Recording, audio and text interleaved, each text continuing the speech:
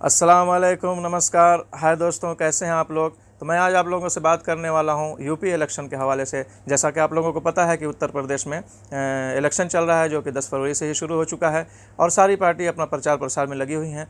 तो आइए इस पर चर्चा करेंगे। इससे पहले कि बात शुरू किया जाए, प्लीज़ चैनल को सब्सक्राइब कर लें और बेल आइकन को भी प्रेस कर दें ताकि आप तक वीडियो आसानी से पहुँच सके। आइए बात शुरू करते हैं।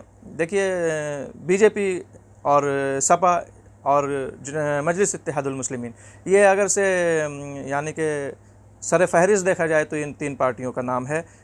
हालांकि अगर से बात किया जाए मजलिस इत्तेहादुल मुस्लिमीन की, तो एक जो सबसे पहली बात मैं यहाँ पे क्लियर करता चलूँ कि लोग जो इसको जो मुसलमानों की, सिर्फ मुसलमानों की पार्टी बोलते हैं, उनके मुंह पे एक तमाचा ये चीज़ है जो मैं अभी बताने जा रहा हूँ कि 97 कैंडिडेट जो है तो मैदान में है मजलिस इत्तेहादुल मुस्लिमीन के, और इसमें से 19 लोग जो हैं, 19 कैंडिडेट जो हैं गैर मुस्लिम हैं।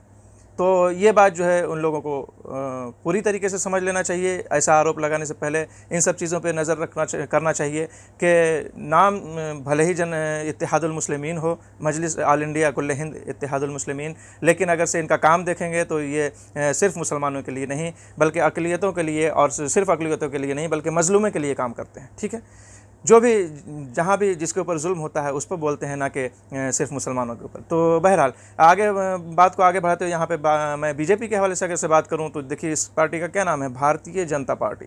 ठीक है, भारतीय जनता पार्टी।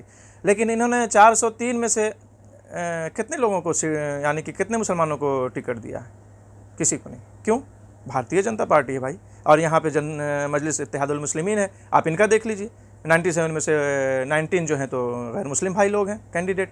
ठीक है, बात करते हैं अगर सपा की। सपा के हवाले से भी कई जगह से ऐसी खबरें हैं जहाँ पे उन्होंने मुसलमानों का टिकट काट दिया है, यानी कि देने वाले थे, और उसके बाद जो है तो दूसरे को उनकी जगह पे खड़ा कर दिया गया। बहरहाल यहाँ पे सबसे मेन जो मैं बात करने वाला हूँ वो ये है कि आखिर आप लोग, यानी कि मुसलमानों के जहन में ये बात कब ये होगी कि मुसलमान आखिर बीजेपी को हराने के चक्कर में और हराने पर अपनी जवानी क्यों लुटा रहे हैं।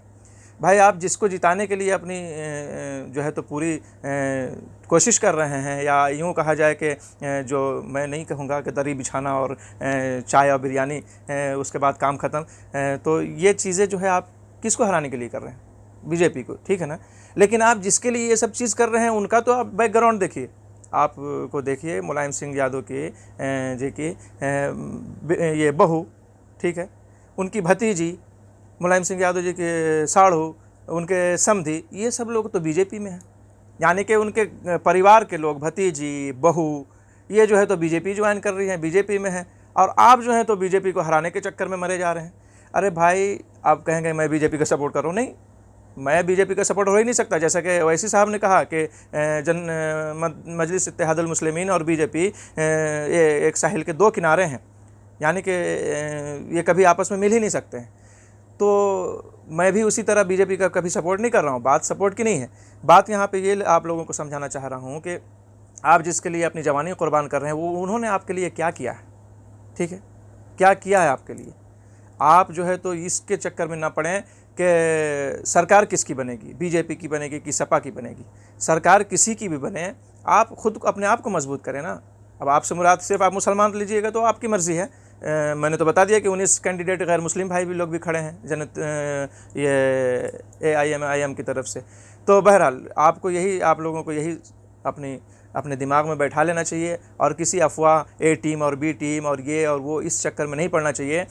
मैंने जैसा कि एक भाई से कहा भी कि लोग तो पत्थर को भी की भी पूजा करते हैं, पत्थर को भी भगवान मानते हैं, तो क्या आप मान लेंगे कि हाँ इतने लोग मानते हैं तो भी मैं भी मान लूँ? नहीं। अगर से कोई B टीम कहता है तो कहता रहे, मेरे पास अक्ल है कि नहीं, अल्लाह ने मुझे दिमाग दिया है कि नहीं, मैं अपनी अक्ल से फ़ैसला करूँगा।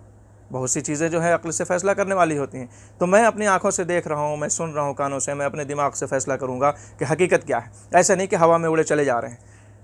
तो मामला यहाँ पे यही है कि हवा में उड़ने वाली बात या हवा में फैलने वाली बात पे पहले रिसर्च करना ज़रूरी है।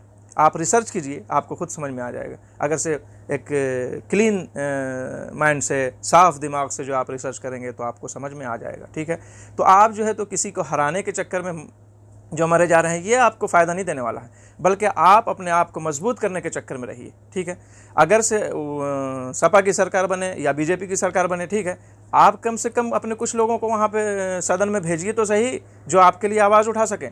जो मजलूमों की आवाज़ बन सके, जो किसी ऐसा, जो अगर से कुछ ऐसा जुल्म होता है, कहीं पे कुछ ऐसी बात होती है तो उसके लिए सदन में आवाज़ उठा सके, अपने कानूनी दायरे में रहते हुए कानून के हिसाब से ही सही, तो कम से कम बोलने वाले रहने तो चाहिए। तो अगर से आप वैसे आप सिर्फ इंतज़ार में रहेंगे, इनको जिता दें, इनको जिता दें, इनको हरा दें, तो काम चला। फिर वहाँ पे जाके आपके लिए क्या करेंगे वो मुझे हिस्ट्री बताने की तो ज़रूरत नहीं है। मैं यहाँ पे यूट्यूब की छोटी सी वीडियो में पूरी कहानी तो नहीं बता सकता हूँ, बस इशारा कर सकता हूँ कि आप लोग देख सकते हैं कि सपा के सरकार में कितने विधायक जो हैं, कितने एमएलए मुस्लिम थे और उन लोग कितनी आवाज़ उठा सकें, वो तो पता है आप लोगों को।